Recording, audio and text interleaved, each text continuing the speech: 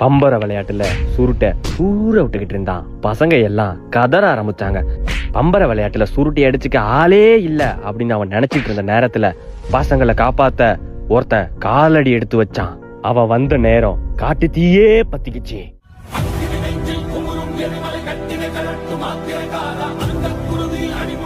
தம்பி 1 vs 1 வரியா? வாங்க, ரெடி, ஸ்டார்ட். 1 2 3 ஹபீட். என்ன அதுக்குள்ள எடுத்துட்டான்? என்ன தம்பி பாயிண்ட் வரட்டும். என்ன கிளப்பிட்டான்? பாயிண்ட் வரட்டும். கொளுத்து. என்ன வல்லா தாண்டிட்டு இப்ப அடுத்து உக்கு வைப்பானு.